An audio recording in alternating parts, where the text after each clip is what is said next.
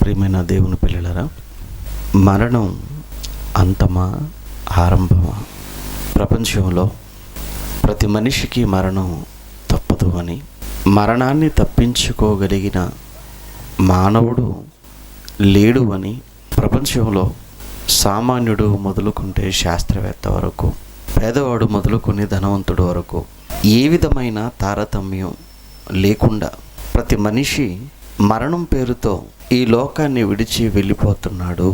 అయితే మరణం పేరుతో వెళుతున్న మనిషి ఏమవుతున్నాడు అన్నదే ఈ ప్రపంచానికి తెలియని రహస్యంగా ఉండిపోయింది.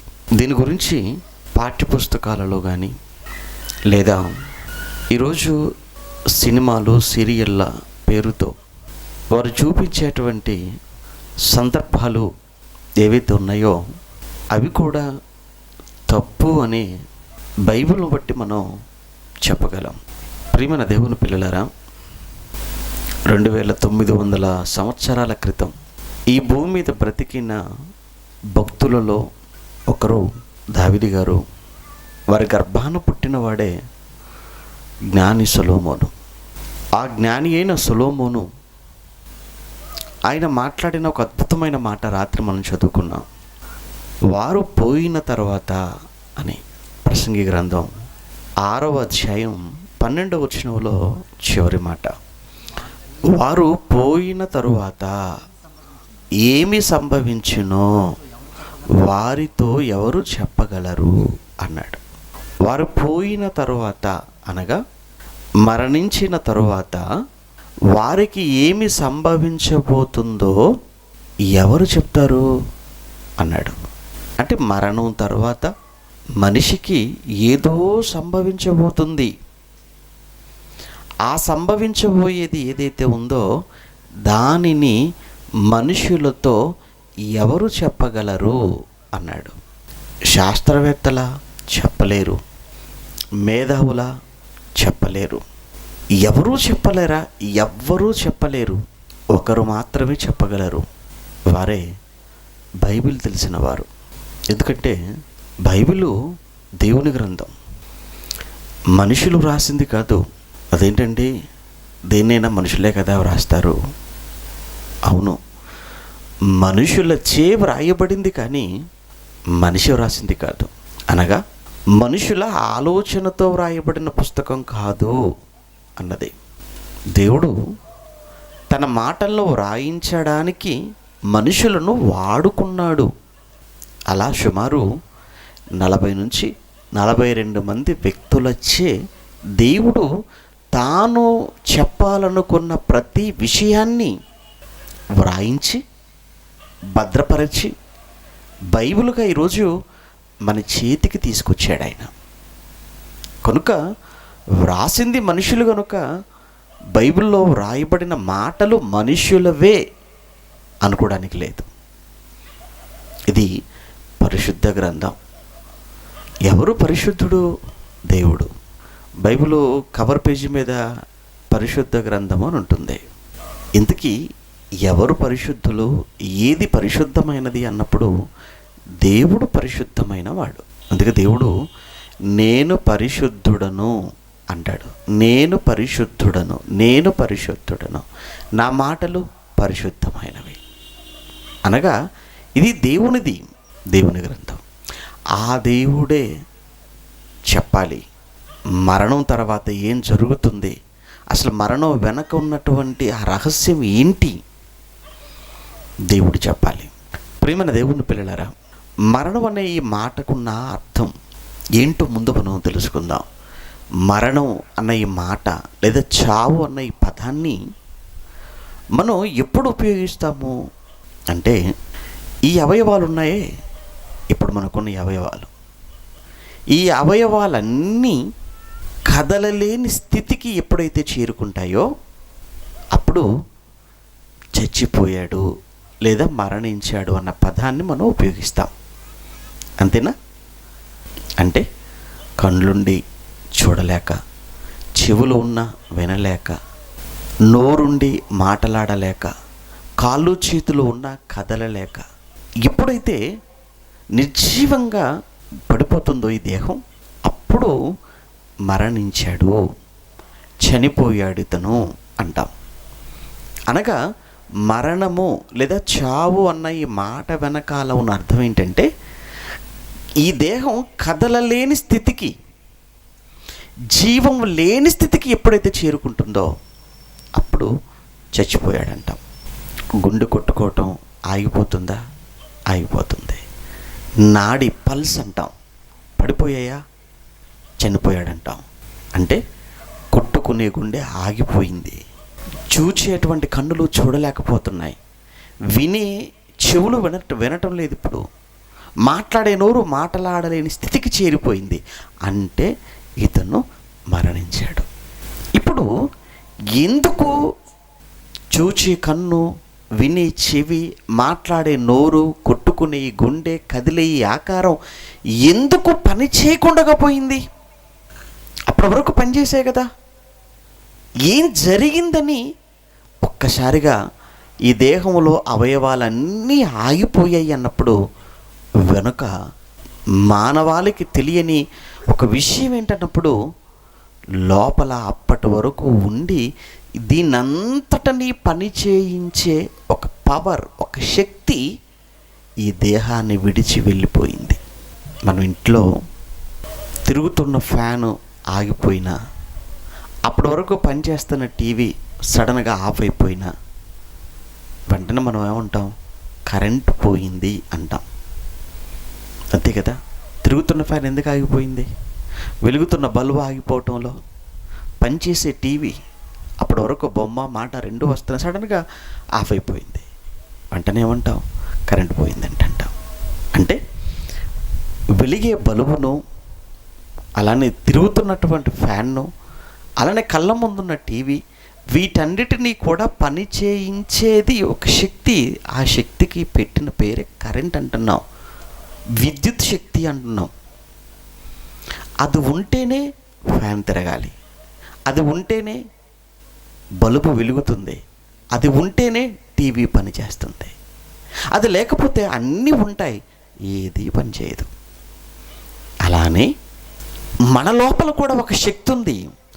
ఆ శక్తి ఉంటేనే కళ్ళు చూస్తాయి, ఆ శక్తి ఉంటేనే చెవులు వినగలుగుతాయి, ఆ శక్తి ఉంటేనే నోరు మాట్లాడగలుగుతుంది, ఆ శక్తి ఉంటేనే గుండె కొట్టుకుంటుంది, ఆ శక్తి ఉంటేనే కాళ్ళకు, చేతులకు, మొత్తానికి శరీరానికి కదలికలు ఉంటాయి. మరి ఇంతకు ఏంటా శక్తి అంటే, ఈ దేహాన్నంతటిని జీవింపచేసే, ఈ దేహానికి జీవాన్నిచ్చే ఆ శక్తి ఏమై ఉన్నది అని బైబిల్ని అడిగితే 2000 సంవత్సరాల క్రితం ఈ భూమి మీదకి వచ్చిన ఒక మహాజ్ఞాని యేసుక్రీస్తుల వారు చెబుతున్న విషయం ఆయన మాటల్లో మనం చూడగలిగితే, యోహాను సువార్త 6వ అధ్యాయం 63వ వచనం. యోహాను సువార్త 6వ అధ్యాయం 63వ వచనంలో ఆయన అంటున్నాడు, ఆత్మయే జీవింపచేయుచున్నది, శరీరము కేవలము నిష్ప్రయోజనం అన్నాడు. ఆత్మయే జీవింపచేసేది అన్నాడు. అంటే దేనిని? నీ శరీరాన్ని జీవింపచేసేది ఆత్మ అన్నాడు. బల్బును వెలిగించేది కరెంట్ అన్నాం, ఫ్యాన్ తిప్పేది కరెంట్ అంటున్నాం. అటువంటప్పుడు నిన్ను జీవింపచేసేది, నీ శరీరాన్ని జీవింపచేసేది ఏంటి అంటే, ప్రభు అంటున్నాడు ఆత్మ. అనగా మన శరీరాలను జీవింపచేసే ఒక ఆత్మ అనే శక్తి మన శరీరాలలో ఉంది గనుక ఈరోజు మనమంతా జీవంతో ఉంటున్నాం, జీవము కలిగి ఉన్నాం. జీవింపచేసేది శరీరంలో ఉంది గనక జీవంతో ఉన్నాం. జీవింపచేసే ఆత్మ ఈ శరీరాన్ని విడిచి వెళ్ళినప్పుడు నిర్జీవంగా మారుతాం. జీవం ఉండదు ఇక ఈ శరీరానికి. అప్పుడు దీన్ని శరీరం అని కూడా అనరు, శవం. అందుకే ప్రభు అన్నాడు, ఆ జీవింపచేసే ఆత్మ ఈ శరీరాన్ని విడిచిపెడితే ఇది నిష్ప్రయోజనం, కేవలము నిష్ప్రయోజనం. అంటే అసలు దేనికి పనికిరాదు. నిజమండి. ఏమండి, చచ్చిపోయిన తర్వాత శవం దేనికైనా ఉపయోగపడుతుందంటారా చెప్పండి? దేనికి ఉపయోగపడదు కనుకనే మనం తీసుకెళ్ళి కట్టెల మీద పెట్టి కాలుస్తున్నారు, తీసుకెళ్ళి సమాధుల్లో ఏమండి గోతులో పెడుతున్నాం. సహజంగా మనకు ఉపయోగపడుతుందంటే దేనిని కూడా మనం వదులుకోం కదండి. మనకు పనికి వస్తుంది అనుకుంటే దేనిని పారవేయం. దేన్ని మనం పారేస్తాము, దేనిని మనం పాతి పెడతామన్నప్పుడు పనికి రాని దాన్నే పారేస్తాం. చనిపోయిన తర్వాత శవానికి చేసేది ఏంది? పారేస్తున్నాం. ఎక్కడ? ఊరి అవతల. ఏంటి అసలు దేనికి? ఎవరికండి? ఎవరికి ఉపయోగపడుతుంది? దేనికి ఉపయోగపడుతుంది? నువ్వు బ్రతుకున్నప్పుడే ఎవరికైనా దేనికైనా ఉపయోగపడతావు. భార్యకి ఎప్పుడు అవసరం? నువ్వు బ్రతుకుంటేనే. అలానే ఒక భర్త కానీ భార్యకు నువ్వు బ్రతుకున్నప్పుడే. ఒక భార్య భర్తకైనా, భర్త భార్యకైనా, తల్లిదండ్రులకు పిల్లలైనా, పిల్లలు తల్లిదండ్రులకైనా, లేదా ఒక కంపెనీకి ఒక ఉద్యోగస్తుడైనా, ఎవరు ఎవరికైనా ఎంతవరకు ఉపయోగం అన్నప్పుడు బ్రతికి ఉన్నప్పుడే, బ్రతికి ఉన్నంత వరకే. ఏమండి, ఉద్యోగంలో చేరారు, 30 ఏటను 40 ఏటను ఉద్యోగంలో చేరారు. సహజంగా రిటైర్మెంట్ ఎంత? 60 ఏండ్లో 65 ఏండ్లో ఉంటాయి. మరి 60 ఏండ్లో 65 సంవత్సరాలకు రిటైర్ అవ్వాలి కదా నువ్వు ఉద్యోగంలో. ఏమండి, 40 ఏట చేరితే ఇంకా 25 ఏళ్ళ సర్వీస్ నీకు ఉంటుంది. 40లో చేరితే 65 అనుకుంటే ఇంకా 25 ఏళ్ళ సర్వీస్ ఉంటుంది. సరిగ్గా 55 రాగానే చచ్చిపోయావు అనుకో, అప్పుడు ఏం చేయాలి కంపెనీ? ఇంకా 10 ఏళ్ళ సర్వీస్ ఉంది కనుక శవాన్ని ఏమైనా తీసుకెళ్ళిపోద్దా కంపెనీ? తీసుకెళ్ళదు. అసలు కంపెనీ ఎందుకు? ఇంట్లో వాళ్ళు ఏమైనా ఉంచుకుంటారేమో అడగండి శవాన్ని. ఎవ్వరూ ఉంచుకోరండి. శవం ఎక్కువ సమయం ఉంటే ఇంట్లో ఉన్న వాళ్ళకి సమస్య. అందుకే చూడండి, వెంటనే అందరికీ ఫోన్లు, అందరూ పరుగు పరుగున వచ్చేస్తారు. ఎంత త్వరగా ఈ సమాధి కార్యక్రమాన్ని ముగించేస్తే అంత మంచిది. అందుకే చాలా వేగంగా జరిగిపోతుంటాయి కార్యక్రమాలన్నీ. ఎందుకంటే ఉపయోగం లేదు, ఉపయోగం లేదు. జీవింపచేసే ఆత్మ వెళ్ళిపోయింది. నిజంగా లోపల ఆత్మ ఉన్నంత వరకే. బ్రతుకున్నప్పుడు మన గురించి పరిచయాలు చూడండి ఎంత బాగుంటాయో. ఏమండి, మా ఆవిడండి అని చేస్తారు. ఈయన మా ఆయన అండి, ఇదిగో నా కొడుకు అండి, నా కూతురండి, తల్లి అండి, తండ్రి అండి, అన్నండి, తమ్ముడండి, ఫ్రెండ్ అండి అంటారు. చచ్చిపోగానే శవం అండి అంటారు. బ్రతుకున్నప్పుడు చూసారా బంధాలతో పరిచయం. బ్రతుకున్నప్పుడు బంధాలతో పరిచయం చేసిన వారు నువ్వు మరణించగానే శవం. ఎందుకు? నో యూజ్, ఉపయోగం లేదు. అందుకే గోతులో పెట్టాలి లేదా కాల్చేసేయాలి. ఇది ఈరోజు యేసుక్రీస్తుల వారు చెబుతున్న మాట. ఆత్మయే జీవింపచేస్తుంది. జీవింపచేసేది ఆత్మ. అది చాలా విలువైనది. జీవింపచేసేది చాలా విలువైనది. అది ఎక్కడుంది? లోపల ఉంది. లోనున్న ఆత్మ కోసం నువ్వు ఆలోచించు. సహజంగా చూడండి, విలువైనవన్నీ ఎక్కడుంటాయంటే లోపల ఉంటాయి. మీకు బంగారం విలువైనదిగా మీకు కనబడుతుంది. బంగారం అంటే చాలా విలువైంది అంటాం. విలువైన ఈ బంగారం ఎక్కడ దొరుకుతుంది అనుకుంటున్నారు? భూమి పైన దొరకదు. బంగారం కావాలంటే ఎక్కడికి వెళ్ళాలి? భూమి లోపలికి వెళ్ళాలి. ఏమండి, బొగ్గు ఉంది ఇక్కడ కొత్తగూడెం పాల్వంచ ప్రాంతంలో మైన్స్. బొగ్గు కోసం కూడా ఎక్కడికి వెళ్తున్నారు? అది కూడా చాలా విలువైంది. దాని కొరకు కూడా ఎక్కడికి వెళ్ళాలి? లోపలికి వెళ్ళాలి. వజ్రాలు కావాలా? లోపలికి వెళ్ళాలి. పెట్రోల్ డీజిలా? లోపలికి వెళ్ళాలి. అంటే విలువైనవన్నీ ఎక్కడున్నాయన్నప్పుడు లోపల. అలానే మన గురించి కూడా మనం ఆలోచించుకున్నాం అనుకోండి. మన దేహం కోసం విలువైన అవయవాలు దేవుడు లోపల పెట్టాడు. విలువైనవన్నీ దేవుడు లోపల పెట్టాడు. కిడ్నీలు విలువైనవి లోపల ఉంటాయి. కాలేయం విలువైంది, అది లోపల పెట్టాడు. గుండె చాలా విలువైంది, అది కూడా దేవుడు లోపల పెట్టాడు. అంటే విలువైన అవయవాలన్నీ లోపల భద్రం చేశాడు. విషయం ఏంటంటే బయటికి కనపడుతున్న ఈ అవయవాలు ఏవైతే ఉన్నాయో ఇవి లేకున్నా బ్రతకొచ్చేమో, కానీ లోపల ఉన్న అవయవాలు లేకపోతే బ్రతకలేము. మనం గుండె లేకుండా బ్రతకొచ్చా? బ్రతకలేము. కన్ను చేతులు లేకపోయినా బ్రతకొచ్చు. కిడ్నీ లేకపోతే బ్రతకగలమా? బ్రతకలేము. కానీ కాళ్ళు లేకపోయినా బ్రతకేయచ్చు. ఊపిరితిత్తులు లేకపోతే బ్రతకగలవా? బ్రతకలేము. కానీ నీకు చెవులు పనిచేయకపోయినా, కళ్ళు కనబడకపోయినా నువ్వు బ్రతికేయచ్చు. అంటే నీకు బయటికి కనబడుతున్నటువంటి అవయవాలలో ఏ అవయవము లేకపోయినా, ఏవి పని చేయకపోయినా నువ్వు బ్రతకగలవేమో, కానీ కనబడక లోపల ఉన్న అవయవాలు ఉన్నాయే అవి మాత్రం లేకపోయినా, పని చేయకపోయినా మనం బ్రతకలేము. అందుకే దేవుడు అవి చాలా విలువైనవి. అందుకే దేవుడు లోపల భద్రం చేశాడు. ఏమండి, దేని గురించి ఆలోచించాలి? లోపల ఉన్న వాటి గురించి మనం ఆలోచించాలి ఎక్కువగా. ఎందుకంటే విలువైనవి కనుక. అన్నీ బాగానే ఉన్నాయి, అన్ని విషయాలలో మనిషి అలానే ఆలోచిస్తున్నాడు. కానీ లోనున్న ఆత్మ విషయంలో మాత్రం మనిషి ఆలోచించట్లేదు. అంటే ఆత్మ విలువైనది, అది నా లోపల ఉంది, దాని కొరకు నేను ఆలోచించాలి. ఈ ఆత్మ ఈ దేహంలోనికి ఎందుకు వచ్చింది, అది ఎందుకు వెళ్ళిపోతే ఎక్కడికి వెళ్ళిపోతుంది అనే ఈ ప్రశ్నలు, ఈ ఆలోచన మనిషికి రాకుండా పోయాయి. ఏమండి, మనిషికి రావట్లేదు. ఎంతసేపు దేని కొరకు ఆలోచిస్తున్నాడు అన్నప్పుడు కనబడుతున్న ఈ ఆకారం, కనబడుతున్న ఈ దేహం, మీరు ఎంత శ్రద్ధ తీసుకున్నా, ఎంత మేకప్ చేసుకున్నా, ఎంతగా మీరు వ్యాయామం చేసినా, ఎంత మీరు కసరత్తులు చేసినా, ఎన్ని ఆసనాలు వేసుకున్నా, ఈ శరీరం వృద్ధాప్యంలోనికి వెళ్ళకుండా మీరైతే దీన్ని ఆపలేరు.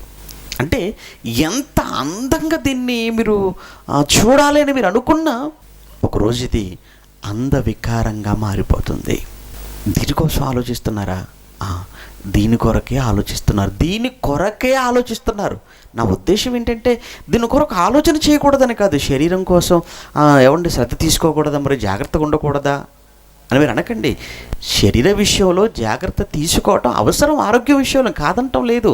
కానీ శరీరం మీదనే మీరు దృష్టి పెడుతున్నారు, శరీరం కొరకే ఆలోచిస్తున్నారు తప్ప దీనిని జీవింపచేసే ఆత్మ ఒకటి ఇందులో ఉంది, అది విలువైంది. నువ్వు దాన్ని పక్కన పెట్టావు, దీని గురించి ఆలోచిస్తున్నావు. ఉదయం లేస్తే రాత్రి పడుకునేంత వరకు 365 రోజులు ప్రతి మనిషి దేని మీద మనసు పెడుతున్నాడు, దేని గురించి ఆలోచిస్తున్నాడు, దేని కొరకు వెళుతున్నాడు, దేని కొరకు కష్టపడుతున్నాడు, దేని కొరకు శ్రమ తీసుకుంటున్నాడు అన్నప్పుడు శరీరం. లోకంలో కోటి విద్యలు అన్నాడు. ఎందుకయ్యా ఈ కోటి విద్యలు అంటే దేనికోసం అట? కూటి కోసం. ఈ కూడు దేనికోసం? జానడు పొట్ట కోసం. అంటే ఈ జానడు పొట్టను నింపుకోవటం కొరకు కోటి విద్యలు నేర్చుకుంటున్న మనిషి అసలు ఈ దేహం, ఈ శరీరం లోపల ఆత్మ అనేది ఒకటి ఉందే, అదే కదా దీన్ని జీవింపచేసేది. అదే లేకపోతే ఇది నిష్ప్రయోజనంగా మారుతుంది కదా. ఒకరోజు ఈ దేహం మట్టికి వెళుతుంది, కట్టెల మీదకి వెళ్ళిపోతుంది, కాలే బూడిదగా మారుతుంది. దీనికోసం ఆలోచిస్తున్నావు తప్ప దీని అంతటిని నడిపించే, కదిలించే ఒక మహాశక్తి ఆత్మ. ఇది ఒకరోజు దీనిని విడిచి వెళ్ళిపోతే ఏమైపోతుంది, అసలు ఏం జరుగుతుంది అన్న ఈ విషయం పైన ఎవరు ఆలోచన కలిగి ఉన్నారు చెప్పండి?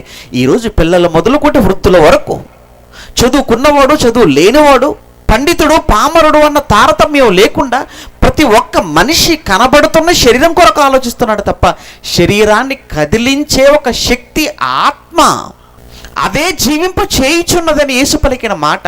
ఆఖరికి ఏమిటి, క్రైస్తవులంగా మనము సైతం దేనికోసం అండి ఆలోచిస్తున్నాం అన్నప్పుడు దేనికోసమైనా రోగాలకు పోవాలనుకుంటున్నాం, పిల్లలు కలగాలనుకుంటున్నాం, కోర్టు సమస్యలు తీరాలనుకుంటున్నాం, పంటలు పండించుకోవాలనుకుంటున్నాం, మంచి ఉద్యోగం సంపాదించుకోవాలనుకుంటున్నాం. ఇవన్నీ దేనికోసం?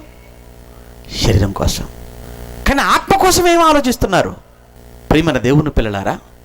అందుకే ఈ సమాజానికి లోపించిన జ్ఞానం ఆత్మజ్ఞానం లోపించింది. ఈ ఆత్మజ్ఞానమే ప్రతి మనిషికి ఉంటే ఈ సమాజం ఎంత క్రూరంగా, ఇంత ఘోరంగా మారేది కాదు. ఈరోజు ఈ సమాజంలో జరుగుతున్న ఈ అన్యాయాలు, ఈ అక్రమాలు, ఈ దోపిడీలు, ఈ దొంగతనాలు, ఈ హత్యలు, అత్యాచారాలు, మోసాలు ఈరోజు ఈ సమాజంలో ఎందుకు రోజు రోజుకి విపరీతం అయిపోతున్నాయి అన్నప్పుడు ఏంటి లోపం అంటే ఆత్మజ్ఞానం అన్నది ఈ సమాజానికి లోపించింది. ఎవరు చెప్పేవారు లేరు. ఎవరు చెప్పినా ఏం చెప్తున్నారు? కళ్ళ ముందున్న 60 ఏళ్ల జీవితాన్ని ఎలా సుఖపెట్టుకోవాలన్న ఆ విషయం మాట్లాడుతున్నారు. శరీర సంబంధమైన అవసరాలు తీర్చుకోవటానికి ఏం చెయ్యాలో చెప్తున్నారు తప్ప, శరీరం లోపలుండి శరీరాన్ని జీవింపచేసే ఒక ఆత్మ ఉంది. ఆత్మ ఈ శరీరాన్ని విడిచిపెడుతుంది. విడిచిపెట్టిన తర్వాత ఇది ఏమైపోతుందో మీకు తెలుసా అని ప్రశ్నించి సమాజ మధ్యలోనికి వెళ్ళి ఆత్మ జ్ఞానాన్ని ప్రబోధించే గొప్పవారు ఎక్కడున్నారు చెప్పండి? సమాజంలో చెప్పవలసిన క్రైస్తవులు కూడా దీని గురించి చెప్పకపోవటం వలన, మాట్లాడవలసిన వారు కూడా దీని కొరకు మాట్లాడకపోవటం వలన ఆత్మజ్ఞానం లోపించి శరీర జ్ఞానం పెరిగిపోయి లోక సంబంధమైన ఆశలను తీర్చుకోవటానికి మనుషులు హంతకులుగా మారిపోతున్నారు. అది యేసు పలికిన మాట. ఆత్మయే జీవింప చేయుచున్నది, శరీరము కేవలము నిష్ప్రయోజనం, దేనికి పనికి రానిది అన్నాడు. అవును, పనికి రాదు గనక మట్టితో కప్పెడుతున్నాం, పనికి రాదు గనుక కాలుస్తున్నాం. ప్రియమైన దేవుని పిల్లలారా, ఆత్మ ఈ శరీరాన్ని విడిచిపెట్టడం అదే మరణం. ఆత్మ ఈ శరీరాన్ని విడిచిపెట్టడమే చావుగా మనం మాట్లాడుతున్నాం. అయితే ఈ ఆత్మ ఏమిటి, ఏమై ఉన్నది, ఈ ఆత్మ ఎక్కడికి వెళ్ళిపోతుంది ఈ శరీరాన్ని విడిచిపెట్టి అనే దీని గురించి మనం ఆలోచించాలి. ఇక ఆత్మ ఆత్మ అంటే అదేదో అనుకుంటున్నాం మనం. కానీ ఇంకా బైబిల్ లోపలికి వెళ్ళి మనం ఆలోచించినప్పుడు అసలు ఆత్మ అంటే ఏదో కాదు, ఆత్మ అంటే ఏమో కాదు. ఆత్మ అంటే నువ్వే, ఆత్మ అంటే నేనే, అనగా నేనే ఆత్మను, నీవే ఆత్మవు అని బైబిల్ చెప్పిన మరో గొప్ప విషయం. సహజంగా మనం ఏమనుకుంటామంటే, నేను అని అనగానే ఏమనుకుంటాం? కనపడుతున్న ఆకారం అనుకుంటాం. కానీ నేను అన్న, నీవు అన్న కనబడుతున్న ఈ ఆకారాలు కాదు. ఏమండి, డాక్టర్ గారి దగ్గరికి వెళ్తారు, ఆరోగ్యం బాగోలేకపోతుంది కదా, ఆయన దగ్గరికి వెళ్తారు. ఆ డాక్టర్ గారి దగ్గరికి వెళ్ళి కూర్చున్నప్పుడు, ఏంటమ్మా చెప్పండి సమస్య అని ఆయన ప్రశ్నిస్తాడు. అప్పుడు మాట్లాడుతుంటాం డాక్టర్ గారితో. ఏమండి డాక్టర్ గారు, ఈ మధ్యలో నా కళ్ళు సరిగా కనిపించడం లేదండి అంటాం. అంటే నా కళ్ళు సరిగా కనిపించడం లేదు. నా కళ్ళు బాగా వినండి. ఒకవేళ చెవిలో సమస్య అనుకోండి, ఏమోనండి ఈ మధ్యలో చెవులు సరిగా పనిచేయట్లేదు అంటాం. నా చెవులు సరిగా పనిచేయటం లేదు, నా కళ్ళు సరిగా కనపడటం లేదు. ఏమండి, నాకు తల చాలా విపరీతంగా నొప్పిగా అనిపిస్తుందండి, నా తల నొప్పిగా ఉందండి అంటాం. నా చేతులు బాగోలేవు అనుకోండి, నా చేతులు ఏమండి ఇబ్బందిగా ఉన్నాయండి. ఏమండి ఏంటో చాలా సమస్యగా కనబడుతుంది. ఏమండి నా కాళ్ళు అంటుంటాం, నా చేతుల సమస్య అయితే చేతులు అంటాం, కాళ్ళు సమస్య అయితే కాళ్ళు అంటాం, ఏమండి కళ్ళు అయితే కళ్ళు అంటాం. ఇలా మనం మాట్లాడుతున్న ప్రతి మాటలో ఒక పదాన్ని మనకు తెలియకుండానే మనం డాక్టర్ గారితో చెప్తుంటాం. ఏంటంటే నా కళ్ళు, నా చెవులు, నా ముక్కు, నా నోరు, నా చేతులు, నా కాళ్ళు, నా తల, మొత్తంగా నా శరీరంలో ఏదో సమస్య అండి, అదేంటో నాకు తెలియట్లేదు. ఇప్పుడు ప్రతి మాటలో మనం ఉపయోగించిన పదం ఏంటంటే నా. అలా అన్నప్పుడు డాక్టర్ గారు వింటారు. విని, అదేంటమ్మా నా కాళ్ళు, నా తల, నా శరీరం అంటున్నావు, ఇంతకీ నీవెవరు అని ఏ డాక్టర్ గారైనా ప్రశ్నిస్తాడంటే ఏ డాక్టర్ కూడా ప్రశ్నించాడు. ఎందుకు? ఏమండి ఆయన కూడా తెలియదు, ఆయన చదువుకున్న దాంట్లో కూడా లేదు. అదేంటండి నా కళ్ళు అంటే దాని అర్థం ఏంటో తెలుసా? నేను వేరు, నా కళ్ళు వేరు. నా కాళ్ళు అంటున్నావంటే నేను వేరు, నా కాళ్ళు వేరు. అంటే నాకు 2 కళ్ళు ఉన్నాయి, ఆ కళ్ళలో సమస్య. నాకు 2 కాళ్ళు ఉన్నాయి, ఆ కాళ్ళకు సమస్య వచ్చింది, ఇప్పుడు అందుకే నీ దగ్గరికి వచ్చాను. అంటే నేను అనబడినటువంటి నాకున్న ఈ శరీరం, ఈ శరీరంలో అవయవాలు, ఈ అవయవాలలో వచ్చిన సమస్యకు మీరే పరిష్కారం చూపించాలి, మీరు వైద్యం చేయాలి. నేనున్నాను, నాకేముంది? శరీరం ఉంది. నాకున్నటువంటి శరీరం, నా శరీరం అని అంటే నేను శరీరం కాదు, నా శరీరము వేరు, నేను వేరు. నాకున్నది శరీరం. ఉదాహరణకు ఏమంటే మీ ఇంటిని మీరు చూపిస్తున్నప్పుడు ఏమంటారు? ఏమనుకో ఇది నా ఇల్లు అండి అంటారు. నా ఇల్లు అని మీరు అన్నారంటే ఇల్లు మీరు ఒకటేనా? కాదు. మీరు వేరు, మీ ఇల్లు వేరు. నా బండి అని అంటున్నారంటే మీరు వేరు, మీ బండి వేరు. నా పొలం అని మీరు అంటున్నారంటే మీరు వేరు, మీ పొలం వేరు. అంటే నీకు ఒక ఇల్లు ఉందని చెప్తున్నావు, నీకు ఒక బండి ఉందని చెప్తున్నావు, నీకు ఒక పొలం ఉందని చెప్తున్నావు. అలానే నేను వేరు, నా శరీరం వేరు. అంటే నాకు ఒక శరీరం ఉంది, ఈ శరీరంలో మరలా ఎన్నో అవయవాలు ఉన్నాయి, ఆ అవయవాలలో సమస్య వచ్చింది, అందుకే డాక్టర్ గారు నేను మీ దగ్గరకు వచ్చాను. ఏ డాక్టర్ గారైనా ఇంతకి నువ్వెవరింతకి అని ఏ డాక్టర్ గారు ప్రశ్నించలేదు ఇప్పటి వరకు. నిజమా? అవును కదండి. ఇంతకీ నా శరీరం అని నేను మాట్లాడుతున్నానంటే ఇంతకీ నేనెవరు అంటే శరీరములో ఉన్నది నువ్వు. ఇదే విషయాన్ని పౌలు గారు రోమిలకు రాసిన పత్రిక 7వ అధ్యాయం 18వ వచనంలో మాట్లాడుతూ, రోమిలకు రాసిన పత్రిక 7వ అధ్యాయం 18వ వచనంలో, నాయందు అనగా నా శరీరమందు, చూసారా, నాయందు అని మళ్ళా దానికి వివరణ ఇస్తున్నాడు. నాయందు అనగా నా శరీరమందు, నా శరీరం, నేను శరీరం అంటాం లేదా, ఆయన శరీరము నాది, ఇల్లు నాది అన్ను అన్నట్లు శరీరము నాది అన్నాడు. నా శరీరమందు మంచిది ఏదియో నివసింపదని నేను ఎరుగుదును, నా శరీరమందు అన్నాడు పౌలు గారు. అంటే పౌలు గారు కరెక్ట్గా మాట్లాడాడు, చాలా కరెక్ట్గా మాట్లాడాడు. ఏమన్నాడంటే నా శరీరమందు, అంటే నేను ఎందులో ఉన్నాను? శరీరంలో ఉన్నాను. నేను శరీరములో ఉన్నాను. అయితే నేను ఏ శరీరంలో అయితే ఉన్నానో ఈ శరీరం మంచిది కాదు. ఎంత బాగా మాట్లాడాడండి. ఏమంటే మీరు ఎప్పుడైనా మీ శరీరాన్ని గురించి మీరు ఎప్పుడైనా మాట అన్నారా? నా శరీరం అస్సలు మంచిది కాదండి అని ఎప్పుడైనా అన్నారా? అస్సలు అనరండి, అనలేము కూడా. ఈ శరీరాన్ని ఎంత జాగ్రత్తగా మనం చూసుకుంటున్నామో, ఎంత జాగ్రత్తగా దీన్ని పోషించుకుంటున్నామో, ఎంత జాగ్రత్తగా దీన్ని సంరక్షించుకుంటున్నామో మీకు తెలుసు. ఏమన్నా ఒకవేళ మంచిది కాదన్నారు అనుకోండి, మరి 3 పూటలు ఎందుకు పెడుతున్నారు దీనికి? ఉదయం లేవగానే టిఫిన్ పెట్టాలి, మధ్యాహ్నం భోజనం పెట్టాలి, రాత్రి భోజనం పెట్టాలి, మరలా ఈ భోజనంలో మరలా ఏమండి చాలా వెరైటీస్ కావాలి దీనికి. ఏమండి ఎన్నో టీలు, టిఫిన్లు, జ్యూసులు, పండ్లు, కాయలు, అబ్బో 1, 2 ఎన్ని ఐటమ్స్ దేనికి? శరీరానికి. ఆయన అంటున్నాడు నా శరీరమందు మంచిది ఏదియో నివసింపదని నేను ఎరుగుదును. అంటే నేను శరీరంలో ఉన్నాను, కానీ నేను ఉన్న ఈ శరీరం అసలు మంచిది కాదు, నేనున్న ఈ శరీరం మంచిది కాదు అన్నాడు. ఇంతకు నువ్వెవరవయ్యా? నువ్వు శరీరం కాదా? కాదు, శరీరంలో ఉన్నది నేను. ఏమండి ఫోన్ చేశారనుకోండి, ఎవరైనా ఫోన్ చేసిన సమయానికి మీరు ఆటోలోనో బస్సులోనో ఉన్నారనుకోండి, ఎక్కడున్నారు అనగానే నేను బస్సులో ఉన్నాను అంటారు, లేదా నేను ట్రైన్లో ఉన్నానంటారు. అంటే బస్సులో ఉన్నానని మీరు అంటున్నారంటే బస్సు మీరు ఒకట అంటే కాదు, అంతేనా? మీరు బస్సులో ఉన్నారంతే, బస్సు వేరు, మీరు వేరు. ట్రైన్లో ఉన్నారంటున్నారు, ట్రైన్ వేరు, మీరు వేరు. మీరు ట్రైన్లో ఉన్నారు, అంతేగాని మీరు ట్రైన్ కాదు. మీరు బస్సులో ఉన్నారు, అంతేగాని మీరు బస్సు కాదు. అలానే పౌలు అనే వ్యక్తి ఎందులో ఉన్నాడట? శరీరంలో ఉన్నాడు. అలానే మీరు కూడా ఎందులో ఉన్నారు? మీరు మీ శరీరాలలో ఉన్నారు, నేను నా శరీరంలో ఉన్నాను.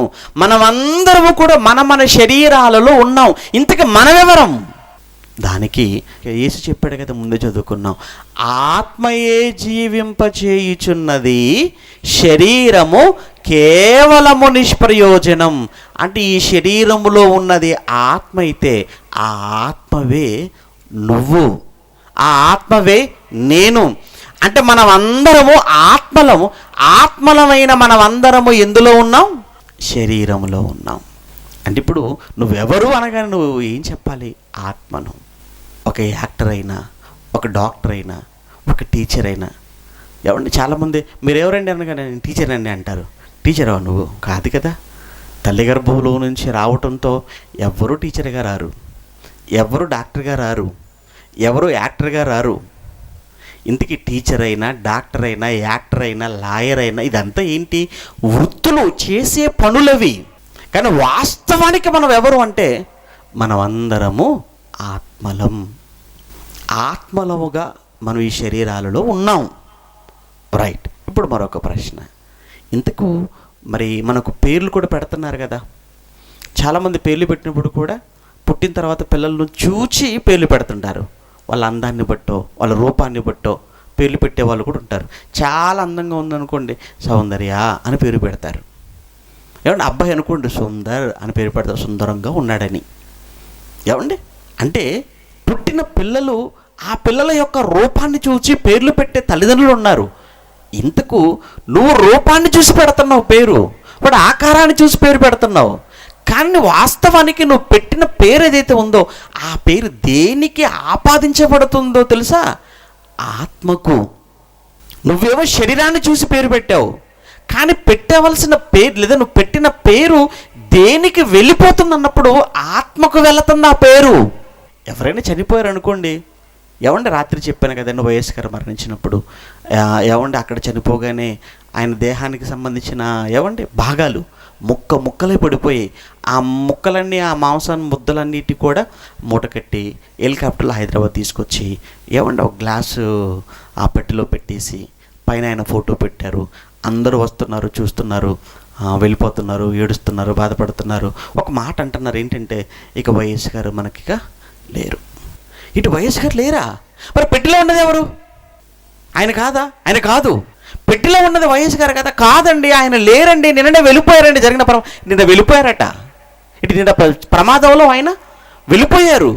ఇంతకు వెళ్ళిపోయింది ఏంటి? ఇక్కడ ఉండిపోయింది ఏంటి? ఇక్కడ ఉన్నది శవం, వెళ్ళినది ఏంటి? ఆత్మ. అంటే ఈ పేరు దేనికి అన్నప్పుడు ఈ పేరు ఆత్మకే. ఇప్పుడు బైబిల్లో కూడా మనం చూస్తే ఎంత బాగుంటుందో. బైబిల్ కూడా మీరు చూడండి, బైబిల్లో కూడా చూడగలిగితే ఏమన్నా ఎంత వాస్తవం అన్నప్పుడు మన పేర్లన్నీ ఆత్మలకే అని అనడానికి దానియేలు గ్రంథం 7వ అధ్యాయం 15వ వచనంలో ఏమన్నాడు చూడండి. నాకు కలిగిన దర్శనమందు నన్ను కలవరపరచుచున్నందున దానియేలు అను నేను నా దేహములో మనోదుఃఖము గలవాడనై. ఆ మాట చూడండి అక్కడ. ఇటు దానియేలనే నేను నా దేహములో దుఃఖపడుతున్నాను. దానియేలనే నేను ఎందులో ఉన్నానంటున్నాడు ఆయన? దానియేలను నేను ఎందులో ఉన్నాను? నా దేహములో ఉన్నాను. అంటే దేహాన్ని చూపించి దానియేలుగా చెప్పుకోవట్లేదు ఆయన. దేహాన్ని చూపించి దానియేలని మాట్లాడట్లేదు. దానియేలనే నేను ఎందులో ఉన్నాను? ఇప్పుడు దేహములో ఉన్నాను. అంటే మీరు కూడా మీ దేహాలలో ఉన్నారు. నేను నా దేహంలో ఉన్నాను. ప్రపంచంలో ఉన్న 750 కోట్ల మంది మనుషులు అందరూ వారి వారి దేహాలలో ఉన్నారు. మనం ఈ దేహాలలోనికి వచ్చాం. ఎప్పుడైతే ఈ దేహాన్ని మనం వచ్చిన పని పూర్తయిపోతుందో ఈ దేహాన్ని విడిచి మనం వెళ్ళిపోవాలి. ఆత్మగా నువ్వు ఈ దేహాన్ని విడిచేయాలి. కానీ ఈరోజు మనుషులను చూస్తుంటేనండి, ఎంతమందికి ఆత్మలుగా మనం ఈ దేహాలలోనికి వచ్చిన వారం దేవుడు ఎందుకు పంపాడు, దేవుడు ఆలోచన ఏంటి, ఆయన ఉద్దేశం ఏంటి అని ఎవ్వరూ ఆలోచించట్లేదు. మొదటి ప్రసంగంలో ఒక మాట విన్నారు. దేవునికి మన ఎడల ఉన్న తలంపులు ఆలోచనలను ఒకవేళ లెక్కించాలి అని ఒకవేళ అనుకుంటే అవి లెక్కకు మించినవి అన్నాడు. అంటే దేవుడు నిన్ను ఈ లోకానికి పంపటంలో నీకంటూ ఒక దేహాన్ని ఇచ్చి ఆ దేహంలో అవయవాలను పెట్టి నిన్ను ఒక జీవిగా, ఒక జీవం కలిగిన ఒక మనిషిగా ఈ భూమి మీద నిన్ను పెట్టడంలో దేవునికున్న ఆలోచనలు అనేకమైనవి. కానీ ఈరోజు ఎవరు ఆలోచిస్తున్నారు చెప్పండి? ఈరోజు ఎంతమంది ఆలోచిస్తున్నారు? దేవుని కొరకు ఎవరండి ఆలోచిస్తున్నారు? దేవా, ఇంత సృష్టిని కలిగించావు, ఈ సృష్టిలో ఇంత గొప్ప మానవ జీవితాన్ని నాకు ఇచ్చావు, ఇంత గొప్ప జీవితాన్ని నువ్వు నాకు ఇవ్వటంలో నీకున్న ఆలోచన ఏమై ఉన్నది తండ్రి అని మోకరించి అడిగిన నాదుడెక్కడా? పోనీ బైబిల్ ముందు కూర్చొని దేవుడికి నా పట్ల ఉన్న కోరికలేంటి, ఆలోచనలేంటి, ఇష్టాలేంటి నేను తెలుసుకోవాలి అని చెప్పి బైబిల్ విప్పి పరిశోధించిన భక్తుడెక్కడా? ఎవరు లేరు. ఎందుకు పుట్టామనుకుంటున్నారు అన్నప్పుడు లోకములో ఉన్న వాటి కొరకే, లోకములో ఉన్న వాటిని సంపాదించుకోవటం కొరకు పిల్లలు అడిగితే చదువు కోసం అంటున్నారు, నాయకులు అడిగితే ఓ దేశాన్ని ఉద్ధరించడం కోసం అంటున్నారు, భార్యను అడిగితే భర్త కోసం, భర్తను అడిగితే భార్య కోసం, పిల్లలు తల్లిదండ్రుల కోసం, తల్లిదండ్రుల పిల్లల కోసం అనుకుంటున్నారు. యవనస్తులు ప్రేమ అంటున్నారు, పెళ్ళి అంటున్నారు, ఉద్యోగాలు అంటున్నారు, చదువులు అంటున్నారు. ఇటు ఇందుకోసమా? ఇదేనా దేవుడిని నీ లోకానికి పంపటంలో దేవునికున్న ఉద్దేశం? ఇవి ఏవైతే ఉన్నాయో ఇవి ఏవి నెరవేరనప్పుడు, ఇవేవి జరగనప్పుడు ఇక చావే పరిష్కారం అనుకొని చచ్చిపోతున్నటువంటి వాళ్ళు ఎంతమంది? ఒక రైతు ఆత్మహత్య చేసుకుంటున్నాడు. ఎందుకయ్యా నువ్వు ఆత్మహత్య చేసుకుంటున్నావు అంటే, అవునండి పంట వేశానండి, ఆ పంట చేతికి రాలేదండి, రాకపోయేసరికి ఇక ఎందుకండి అప్పులు ఎక్కువైపోయి అప్పులు తీర్చలేను, అప్పులు వాళ్ళు అడుగుతారు, నేను సమాధానం చెప్పాలి. అందుకే నాకున్న ఒకే ఒక పరిష్కారం చావటమే. అంటే నువ్వు చావటంతో నువ్వేమనుకుంటున్నావు అంటే, చచ్చిపోతే ఇక సమస్యలన్నీ అయిపోతాయని నువ్వు అనుకుంటున్నావు. అదే తప్పు. మరణం ముగింపని నువ్వు అనుకోవటమే కదా. అంటే మరణంతో సమస్యలన్నీ తీరిపోతాయని అనుకుంటున్నావు కదా. అమ్మా నువ్వెందుకమ్మా ఆత్మహత్య చేసుకోవాలనుకుంటున్నావు అని ఒక భార్యని అడిగినప్పుడు, నా భర్త పెట్టే బాధలు భరించలేకపోతున్నాను, అత్తగారింటి వేధింపులు తాళలేకపోతున్నాను, మీకే తెలుసండి. అయితే ఇప్పుడు చచ్చిపోతే, నువ్వు చచ్చిపోతే నీ అత్తగారిని తప్పించుకోగలవు, నీ భర్త నుంచి నువ్వు తప్పించుకోగలవు, ఈ కుటుంబ సమస్యల నుంచి నువ్వు తప్పించుకోగలవేమో, కానీ చావు తర్వాత అతిపెద్ద సమస్యలోనికి వెళ్ళిపోతావు తల్లి. అది సంగతి నీకు తెలియదా? తెలియదు. ఎందుకు? ఏం చెప్పారు? ఇక్కడ చచ్చిపోతే గాల్లో కలిసిపోతామని చెప్పిన వాళ్ళ మాట విన్నావా నువ్వు? ఇక్కడ చచ్చిపోతే దయ్యాలు అయిపోతారన్న మాట విన్నావా? మంటలో కలిసిపోతారన్న మాట విన్నావా? అంటే మరణం తర్వాత ఇదేనా జరిగేది? ఇలాంటి పనికి మాలిన మాటలు, అవాస్తవాలు, అబద్ధాలు ఈ సమాజంలోనికి ప్రచారం చేయటం వలన ఎంతమంది ఆత్మహత్యల బారిన పడిపోతున్నారు, ఎంతమంది తమ జీవితాలను చంపుకుంటున్నారు. దీని కొరకు ఎవరు ఆలోచిస్తున్నారు? ప్రియమైన దేవుని పిల్లలారా, అంటే మరణం ముగింపు, మరణమే అంతం ఈ జీవితానికి. ఈ జీవితానికి చావే ఫుల్ స్టాప్. ఇక చావు తర్వాత ఏమీ లేదు అని అనుకోవడం వలననే కదా ఈరోజు ప్రేమించుకుంటున్నారు యువత యువకులు. ఏమన్నా కొంతకాలం తిరుగుతారు, ఆ తర్వాత పెళ్లి సమయం వచ్చేసరికి ఇరువైపులో ఉన్న పెద్దలు అంగీకరించరు. ఇక వాళ్ళు అంగీకరించలేనప్పుడు ఒక నిర్ణయానికి వచ్చేస్తారు, ఎలాగో మనం కలిసి బ్రతికేటట్టుగా లేదు ఈ పరిస్థితి, మన తల్లిదండ్రులు ఎలాగో ఒప్పుకోవటం లేదు, కలిసి బ్రతకలేనప్పుడు ఇక ఒకటే నిర్ణయం, కలిసి చచ్చిపోదాం. ఈ జన్మలో మనం ఒక్కటిగా కాలేనిది మరో జన్మలో మరలా తిరిగి ఒక్కటిగా మనం కలుసుకుందాం అని ప్రేమ కోసం, పెళ్లి కోసం చచ్చిపోతున్న జంటలు ఎంతమంది లేరు? ఏమనుకుంటున్నారండి జీవితం అంటే? అంటే మరణిస్తే, చచ్చిపోతే అప్పులు తీరిపోతాయనా? చచ్చిపోతే సమస్యలు తీరిపోతాయనా? చచ్చిపోతే ఏమర్థమైంది జీవితం అంటే చెప్పండి? అంటే మరణం ముగింపు, మరణం చావు ఇక ముగింపు, ఇక ఆ తర్వాత ఏమీ లేదు అన్న ఆలోచన వారి మనసుల్లో ఉంది కనుకనే ఈరోజు ఎంతమంది చావటానికి సిద్ధపడిపోతున్నారు, చచ్చిపోతున్నారు. కానీ ప్రేమైన దేవుని పిల్లలారా, చావు ముగింపు కాదు, మరణం అంతం కాదు. మరి ఏంటండి మరణం? ఆరంభం. అంతము కాదు. దేనికి ఆరంభం? మరో గొప్ప జీవితానికి, మరో గొప్ప బ్రతుకుకు మరణం అన్నది ఆరంభం, అంతం కాదు. బైబిల్లో ఉన్న మాట అండి. దావీదు భక్తుడు చివరి దశలో, తన అవసాన కాలములో మంచం మీద పడుకొని ఇక రేపు మాపో చనిపోతాడు అనుకున్న సమయంలో తన కుమారుడైన సొలొమోను దగ్గరికి పిలిపించి కూర్చోబెట్టుకొని ఏం మాట్లాడుతున్నాడు తన మరణం కోసం? ఒక్కసారి రాజుల మొదటి గ్రంథం 2వ అధ్యాయం 1వ వచనం నుంచి చూడగలిగితే ప్రియులారా, దావీదునకు మరణకాలము సమీపించగా అతడు తన కుమారుడైన సొలొమోనుకు ఇలాగో ఆజ్ఞ ఇచ్చెను. ఏమంటే కొడుకుని పిలిపించి కూర్చోబెట్టి చెప్తున్నాడండి. ఏమన్నాడు? నాయన సొలొమోను, లోకులందరూ పోవలసిన మార్గమున నేను కూడా పోతున్నాను. లోకులందరూ వెళ్ళవలసిన మార్గం ఎప్పుడంటున్నాడు ఈ మాట? మరణానికి సమీపించిన సమయంలో. అటు తన మరణాన్ని గురించి మాట్లాడుతూ అంటున్న ఒక అద్భుతమైన మాట ఏంటంటే, అందరూ వెళ్ళిపోతున్నటువంటి మరణం అనలేదు, మార్గం. అంటే మరణాన్ని దేనితో పోల్చాడు ఆయన? మార్గముతో పోల్చాడు. మార్గము అంటే, మార్గము అని దేన్ని అంటారు? 2 గ్రామాలను కలిపేది మార్గం. ఏమండి? 2 జిల్లాలను కలుపుతుంది మార్గం, 2 రాష్ట్రాలను కలుపుతుంది మార్గం, దేశాలను కలిపే మార్గాలు కూడా ఉన్నాయి, ఇంటర్నేషనల్ హైవేస్ అంటారు వాటిని. అయితే 2 లోకాలను కలిపేది కూడా ఒకటి ఉంది. ఆ మార్గానికి ఉన్న పేరేంటంటే మరణం. అంటే మరణం అన్న ఈ మాట వెనకాల ఉన్న అర్థం ఏంటంటే 2 లోకాలను కలుపుతుంది. అంటే ఈ భూలోకం నుంచి నిన్ను మరో లోకానికి తీసుకొని వెళ్ళిపోయేది ఏంటంటే మరణం. నువ్వేమనుకుంటున్నావు? మరణం అనగానే మట్టికని నువ్వు అనుకుంటున్నావు. మరణం అనగానే ఏమనుకుంటున్నావు? బూడిదైపోతావు అనుకుంటున్నావు. మరణం అనగానే ఏమనుకుంటున్నావు? గాల్లో కలిసిపోతావు. తప్పు. మరణం మార్గం అయ్యా. చావు అంటే మార్గం.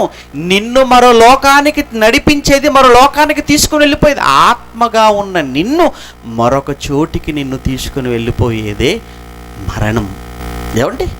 యెహోషువ గ్రంథం 23వ అధ్యాయం 14వ వచనం. ఇదిగో నేడు నేను.